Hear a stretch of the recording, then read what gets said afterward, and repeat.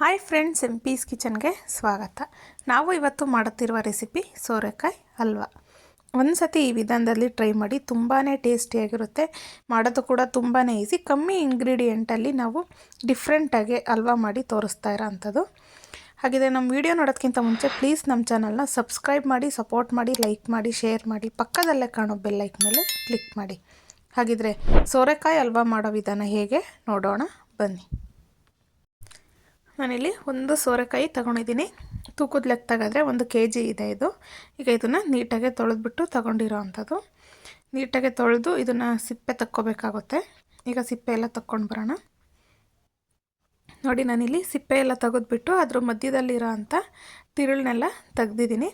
ಈ ರೀತಿ ತಿರುಳಿರುತ್ತೆ, ಇದನ್ನು ತೆಗಿಬೇಕಾಗುತ್ತೆ. ಈಗ ಇದನ್ನು ನಾವು ನೀಟಾಗಿ ತುರ್ಕೋಬೇಕಾಗುತ್ತೆ. ನೀವು ಸ್ವಲ್ಪ ದೊಡ್ಡದಾಗಾದ್ರೂ ತುರ್ಕೋಬೋದು, ಇಲ್ಲ ತುಂಬ ಸಣ್ಣಗೆಲ್ಲ ತುರಿಯೋ ಅವಶ್ಯಕತೆ ಇರಲ್ಲ. ಈ ರೀತಿ ಸ್ವಲ್ಪ ದೊಡ್ಡ ಹೋಲಲ್ಲಿನೇ ತುರ್ಕೊಂಡ್ರೆ ನಮಗೆ ಈಸಿಯಾಗಿ ಆಗುತ್ತೆ ಮತ್ತು ಚೆನ್ನಾಗೂ ಇರುತ್ತೆ. ಈಗ ಎಲ್ಲನೂ ಇದೇ ರೀತಿ ತುರ್ಕೊಳ್ಳೋಣ. ನೋಡಿ, ನಾನೆಲ್ಲನೂ ಈಗ ಇದೇ ರೀತಿ ತುರ್ಕೊಂಡಿದ್ದೀನಿ. ನೋಡ್ತಾ ಇದ್ದೀರಲ್ಲ, ತುರಿ ಈ ರೀತಿ ನೀಟಾಗಿ ಕಾಣಿಸ್ಬೇಕು, ಆ ರೀತಿ ಸ್ವಲ್ಪ ನಾವು ತುರ್ಕೋಬೇಕಾಗುತ್ತೆ. ಹಾಗೆ ಇದರೊಳಗಡೆ ಸ್ವಲ್ಪ ನೀರಿನಂಶ ಇರುತ್ತೆ. ಈಗ ಈ ನೀರಿನಂಶನೆಲ್ಲ ತಕ್ಕೋಬೇಕಾಗುತ್ತೆ. ಆ ನೀರಿನಂಶನೆಲ್ಲ ತೆಗಿಯೋದಕ್ಕೆ ಈಗ ಒಂದು ಬಟ್ಟೆ ತೊಗೊಂಡು, ನಾನಿಲ್ಲಿ ಕಾಟನ್ ಬಟ್ಟೆ ತೊಗೊಂಡಿದ್ದೀನಿ. ಈ ರೀತಿ ಕಾಟನ್ ಬಟ್ಟೆ ಒಳಗಡೆ ಸೇರಿಸ್ಕೊಳ್ಳೋಣ. ಅದರೊಳಗಡೆ ಸೇರಿಸ್ಕೊಂಡು ನಾವು ನೀಟಾಗಿ ತಕ್ಕೋಬೋದು. ನಾವು ಕೈಯಲ್ಲೆಲ್ಲ ತೆಗಿಯೋದಾದರೆ ಬೇಗ ಆಗೋದಿಲ್ಲ, ಅದಕ್ಕೋಸ್ಕರ ನಾವು ಈ ರೀತಿ ಮಾಡೋದಾದರೆ ಬೇಗನೂ ಆಗುತ್ತೆ. ಹಾಗೆ ನೀಟಾಗಿ ನಮಗೆ ಅದರೊಳಗಡೆ ಇರೋ ನೀರಿನಂಶ ಎಲ್ಲನ ತಕ್ಕೋಬೋದು ಈಸಿಯಾಗಿ. ನೋಡಿ, ಈ ರೀತಿ ಬಟ್ಟೆನ ಟೈಟಾಗಿ ಸ್ವಲ್ಪ ಸುತ್ತಿದಾಗ ನಮಗೆ ಅದರೊಳಗಡೆ ಇರೋ ನೀರಿನಂಶ ಎಲ್ಲ ಈಚೆ ಬರುತ್ತೆ. ಈಗ ಎಲ್ಲನೂ ಇದೇ ರೀತಿ ತಕ್ಕೊಳ್ಳೋಣ. ಅದರಲ್ಲಿ ಜಾಸ್ತಿ ನೀರಿನಂಶ ಇರುತ್ತೆ, ಅದಕ್ಕೋಸ್ಕರ ಅದನ್ನು ನೀಟಾಗಿ ಎಲ್ಲ ತಕ್ಕೋತಾ ಇರೋ ಅಂಥದ್ದು. ನೋಡಿ, ಈಗ ಎಲ್ಲನೂ ನೀರಿನಂಶ ಎಲ್ಲ ತಕ್ಕೊಂಡಿದ್ದೀನಿ.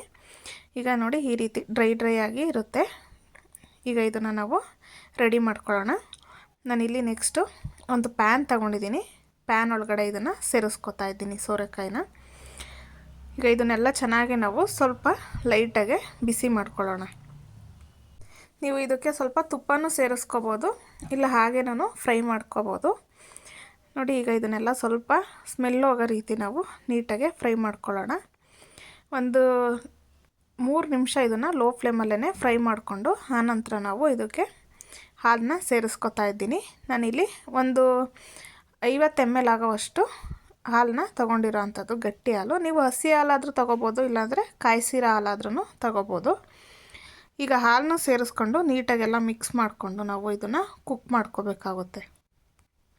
ನಾವು ಕ್ಯಾರೆಟಲ್ಲೆಲ್ಲ ಹಲ್ವಾ ಮಾಡಿರ್ತೀವಿ. ಒಂದು ಸರ್ತಿ ಈ ರೀತಿ ಸೋರೆಕಾಯಲ್ಲಿ ಹಲ್ವಾ ಮಾಡಿ, ತುಂಬಾ ಟೇಸ್ಟಿಯಾಗಿರುತ್ತೆ. ಮಾಡೋದು ಕೂಡ ತುಂಬಾ ಈಸಿ. ಈಗ ಇದನ್ನು ಲಿಡ್ ಕ್ಲೋಸ್ ಮಾಡಿ ನಾನು ಒಂದು 3 ನಿಮಿಷ ಚೆನ್ನಾಗಿ ಕುಕ್ ಮಾಡ್ಕೊಂಡಿದ್ದೀನಿ. ನಾವು ಇದು ಕುಕ್ ಮಾಡ್ತಾ ಕ್ವಾಂಟಿಟಿನೂ ಕಮ್ಮಿ ಆಗ್ತಾ ಬರುತ್ತೆ. ನೋಡಿ, ಈಗ ಇದೆಲ್ಲ ನೀಟಾಗಿ ಹಾಲಿನ ಅಂಶ ಎಲ್ಲ ಹೀರ್ಕೊಂಡಿದೆ. ಈಗ ನೀಟಾಗಿ ಇದು ಸ್ವಲ್ಪ ಬೆಂದಿದೆ. ಈ ರೀತಿ ನಾವು ನೀಟಾಗಿ ಫಸ್ಟು ಕುಕ್ ಮಾಡ್ಕೋಬೇಕಾಗುತ್ತೆ. ಯಾಕೆಂದರೆ ಶುಗರ್ ಹಾಕಿದ್ಮೇಲೆ ಅದು ನೀಟಾಗಿ ಬೇಯೋದಿಲ್ಲ, ಅದಕ್ಕೋಸ್ಕರ ನಾವು ಹಾಲು ಸೇರಿಸ್ಬಿಟ್ಟು ಫಸ್ಟು ಒಂದು 80% ನೀಟಾಗಿ ಕುಕ್ ಮಾಡ್ಕೋಬೇಕು. ಆವಾಗ ನಮಗೆ ಟೇಸ್ಟ್ ಅನ್ನೋದು ಅಷ್ಟೇ ತುಂಬಾ ಚೆನ್ನಾಗಿ ಬರುತ್ತೆ, ಹಾಗೆ ಬೇಗನೂ ಆಗುತ್ತೆ. ಅದಕ್ಕೋಸ್ಕರ ಈಗ ಒಂದು 80% ಇದು ಬೆಂದಿದೆ. ಈಗ ನಾನು ಇದಕ್ಕೆ ಒಂದು 300 ಗ್ರಾಮ್ ಆಗೋವಷ್ಟು ಸಕ್ಕರೆನ ತಗೋತಾ ಇದ್ದೀನಿ. ನೀವು ಸಕ್ಕರೆ ಬದಲು ಬೆಲ್ಲನೂ ಯೂಸ್ ಮಾಡ್ಕೋಬೋದು. ಬೆಲ್ಲ ಹಾಕಿದ್ರೆ ಸ್ವಲ್ಪ ಕಲರು ಡಾರ್ಕ್ ಕಲರ್ ಬರುತ್ತೆ, ಸಕ್ಕರೆ ಹಾಕೋದ್ರೆ ಸ್ವಲ್ಪ ಲೈಟಾಗಿರುತ್ತೆ, ಅಷ್ಟೇ ಡಿಫ್ರೆನ್ಸು. ಈಗ ಸಕ್ಕರೆಗೆ ನಾವು ನೀರೇನು ಸೇರಿಸ್ಬಾರ್ದು, ಅದೇನೇ ಕರಗಿಬಿಟ್ಟು ಸಕ್ಕರೆ ಎಲ್ಲ ಕರಗಿ ನೀರಿನ ಅಂಶನ ಬಿಟ್ಕೊಳ್ಳುತ್ತೆ. ಈಗ ಇದನ್ನೆಲ್ಲ ಚೆನ್ನಾಗಿ ಮಿಕ್ಸ್ ಮಾಡ್ಕೋಬೇಕಾಗುತ್ತೆ. ನಾವು ಹಾಲಿನ ಅಂಶ ಎಲ್ಲ ನೀಟಾಗಿ ಹೀರ್ಕೊಂಡ್ಮೇಲೆ ನಾವು ಸಕ್ಕರೆನ ಸೇರಿಸ್ಕೋಬೇಕಾಗುತ್ತೆ. ನೋಡಿ, ಈಗ ಸಕ್ಕರೆ ಎಲ್ಲ ಮಿಕ್ಸ್ ಮಾಡ್ಕೊಳ್ತಾ ಬರ್ತಾಯಿದ್ದೀವಿ. ಸಕ್ಕರೆ ಮಿಕ್ಸ್ ಮಾಡ್ತಾನೆ ನಮಗೆ ಅದು ಸಕ್ಕರೆ ಕರಗಿ ನೀರಿನ ಅಂಶ ಬಿಟ್ಕೋತಾ ಇದೆ. ನಾವು ಅದರೊಳಗಡೆ ಸೋರೆಕಾಯಿ ಒಳಗಡೆ ನೀರು ತೆಗ್ದಿಲ್ಲ ಅಂದರೆ ಅದೂ ಜಾಸ್ತಿ ಆಗಿಬಿಡುತ್ತೆ. ಅದಕ್ಕೋಸ್ಕರ ಅದು ನೀಟಾಗೆಲ್ಲ ತಕ್ಕೊಂಡು ನಾವು ಈ ರೀತಿ ಮಾಡ್ಕೊಳ್ಳೋದ್ರಿಂದ ತುಂಬ ಟೇಸ್ಟಿಯಾಗಿರುತ್ತೆ. ನೋಡ್ತಾ ಇದ್ದೀರಲ್ಲ, ಈಗೆಲ್ಲ ನೀಟಾಗಿ ಮಿಕ್ಸ್ ಮಾಡ್ಕೊಂಡಿದ್ದೀನಿ ನಾನು. ನಾವು ಯಾವಾಗಲೂ ಮನೆಯಲ್ಲಿ ಒಂದೇ ಥರ ಕ್ಯಾರೆಟ್ ಹಲ್ವಾ ಮಾಡಿ ಬೇಜಾರಾದಾಗ ಈ ರೀತಿ ಒಂದು ಸತಿ ಡಿಫ್ರೆಂಟಾಗಿ ಸೋರೆಕಾಯಿ ಹಲ್ವಾ ಮಾಡಿದಾಗ ಎಲ್ಲರೂ ಇಷ್ಟಪಟ್ಟು ತಿಂತಾರೆ. ಈಗ ಇದು ಒಂದು 3-4 ನಿಮಿಷದ ಮೇಲೆ ನಾನು ಚೆನ್ನಾಗಿ ಫ್ರೈ ಮಾಡ್ಕೊಂಡಿದ್ದೀನಿ. ನೋಡಿ, ಈಗ ನೀರಿನ ಸಕ್ಕರೆದೆಲ್ಲ ಕರಗಿ ಅದೆಲ್ಲ ಚೆನ್ನಾಗಿ ಅಬ್ಸರ್ವ್ ಆಗಿದೆ. ಈಗ ಸ್ವಲ್ಪ ಬೆಂದಿದೆ ಈಗ ನೀಟಾಗೆ. ಈಗ ಇದನ್ನು ಇನ್ನೊಂದು ಸರ್ತಿ ಮಿಕ್ಸ್ ಮಾಡ್ಕೊಳ್ಳೋಣ ನಾವು. ಆದಷ್ಟು ನಾವು ಇಷ್ಟು ಕನ್ಸಿಸ್ಟೆನ್ಸಿ ಬಂದಮೇಲೆ ನಾವು ಲೋ ಫ್ಲೇಮ್ ಟು ಮೀಡಿಯಮ್ ಫ್ಲೇಮಲ್ಲೇ ನಾವು ಕುಕ್ ಮಾಡ್ಕೋಬೇಕಾಗುತ್ತೆ, ಇಲ್ಲಾಂದರೆ ಅದು ತಳ ಹಿಡಿಯೋ ಸಾಧ್ಯತೆ ಇರುತ್ತೆ. ಅದಕ್ಕೋಸ್ಕರ ಮನೇಲಿ ಗೆಸ್ಟ್ಗಳು ಬಂದಾಗ ನಾವು ಈ ರೀತಿ ಡಿಫ್ರೆಂಟಾಗಿ ಮಾಡಿಕೊಟ್ರೆ ಎಲ್ಲರೂ ಇಷ್ಟಪಟ್ಟು ತಿಂತಾರೆ.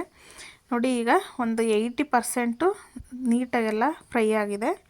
ಈಗ ನಾನು ಈ ಟೈಮಲ್ಲೇ ನಾನು ಪಕ್ಕದಲ್ಲಿ ಸ್ಟವಲ್ಲಿ ನಾನು ದ್ರಾಕ್ಷಿ ಗೋಡಂಬಿನ ಫ್ರೈ ಮಾಡ್ಕೊಳ್ತಾ ಇದ್ದೀನಿ. ನಾನಿಲ್ಲಿ ತುಪ್ಪನ ಸೇರಿಸ್ಕೊತಾ ಇದ್ದೀನಿ. ತುಪ್ಪ ಇಷ್ಟಪಡೋದಾದರೆ ಸ್ವಲ್ಪ ಜಾಸ್ತಿನೇ ತುಪ್ಪನ ಸೇರಿಸ್ಕೋಬೋದು. ನಾನಿಲ್ಲಿ 2-3 ಸ್ಪೂನ್ ಆಗೋಷ್ಟು ತುಪ್ಪನ ಸೇರಿಸ್ಕೊತಾ ಇದ್ದೀನಿ. ಹಾಗೆ ನಾನಿಲ್ಲಿ ದ್ರಾಕ್ಷಿ ಮತ್ತು ಗೋಡಂಬಿನ ತೊಗೊಂಡಿರೋ ಅಂಥದ್ದು. ನೀವು ಇದಕ್ಕೆ ನಿಮ್ಗೆ ಇಷ್ಟ ಆಗೋದಾದರೆ ಪಿಸ್ತಾನೂ ಸೇರಿಸ್ಕೋಬೋದು, ಬಾದಾಮಿನೂ ಸಣ್ಣ ಸಣ್ಣಕ್ಕೆ ಕಟ್ ಮಾಡಿ ಸೇರಿಸ್ಕೋಬೋದು.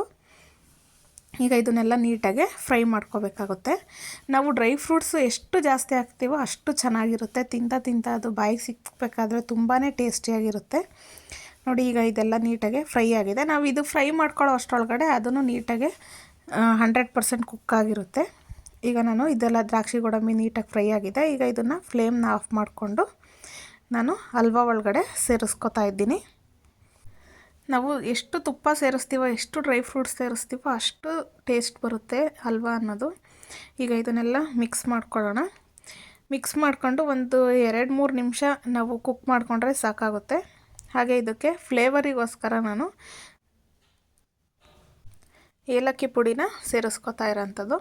ನಾನಿಲ್ಲಿ ಸಕ್ಕರೆ ಒಳಗಡೆ ಪುಡಿ ಮಾಡ್ಕೊಂಡಿರೋದು ಏಲಕ್ಕಿನ, ಅದಕ್ಕೋಸ್ಕರ ಈ ವೈಟ್ ಕಲರ್ ಇದೆ. ಈಗ ಇದನ್ನು ನಾವು ಮಿಕ್ಸ್ ಮಾಡಿಕೊಂಡು ತುಂಬ ಹೊತ್ತು ಕುಕ್ ಮಾಡಬೇಕು ಅಂತ ಏನಿಲ್ಲ, ಆ ಫ್ಲೇವರ್ ಹಾಗೇ ಇರುತ್ತೆ. ನಾವು ಫ್ಲೇಮ್ನ ಆಫ್ ಮಾಡಿಬಿಟ್ಟು ನಾವು ಏಲಕ್ಕಿ ಪುಡಿ ಹಾಕಿದ್ಮೇಲೆ ಲಿಡ್ನ ಕ್ಲೋಸ್ ಮಾಡಿ 2-3 ನಿಮಿಷ ಹಾಗೆ ಬಿಟ್ಟರೆ ಆ ಸ್ಮೆಲ್ ಅನ್ನೋದು ಹಾಗೆ ಇರುತ್ತೆ. ಹಾಗೆ ಡಿಫ್ರೆಂಟು ಟೇಸ್ಟ್ ಬರುತ್ತೆ. ನೋಡಿ, ಈಗ ನಾನು ನೀಟಾಗಿ ಮಿಕ್ಸ್ ಮಾಡ್ಕೊಂಡಿದ್ದೀನಿ. ಈಗ ಫ್ಲೇಮ್ನ ಆಫ್ ಮಾಡ್ಕೊಂಡಿದ್ದೀನಿ. ನೋಡ್ತಾ ಇದ್ದೀರಲ್ಲ ಎಷ್ಟು ಚೆನ್ನಾಗೇ ಬಂದಿದೆ ಅಂತ ಹೇಳ್ಬಿಟ್ಟು. ತುಂಬ ಕಮ್ಮಿ ಇಂಗ್ರೀಡಿಯೆಂಟ್ನ ಯೂಸ್ ಮಾಡಿಕೊಂಡು ಮನೆಯಲ್ಲೇ ಡಿಫ್ರೆಂಟಾಗಿ ನಾವು ಮಾಡ್ಕೋಬೋದು.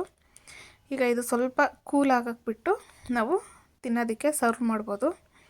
ನೋಡಿ ಎಷ್ಟು ಚೆನ್ನಾಗಿ ಬಂದಿದೆ. ನೀವು ಒಂದು ಸರ್ತಿ ಮನೇಲಿ ಟ್ರೈ ಮಾಡಿ, ತುಂಬಾ ಟೇಸ್ಟಿಯಾಗಿರುತ್ತೆ, ಹಾಗೆ ಡಿಫ್ರೆಂಟಾಗಿರುತ್ತೆ. ಈಗ ತುಂಬ ಫಂಕ್ಷನ್ಗಳಲ್ಲಿ ಕ್ಯಾರೆಟ್ ಹಲ್ವಕ್ಕಿಂತ ಸೋರೆಕಾಯಿ ಹಲ್ವಾನೇ ಜಾಸ್ತಿ ಮಾಡಿರೋದನ್ನ ನಾನು ನೋಡಿರೋದು.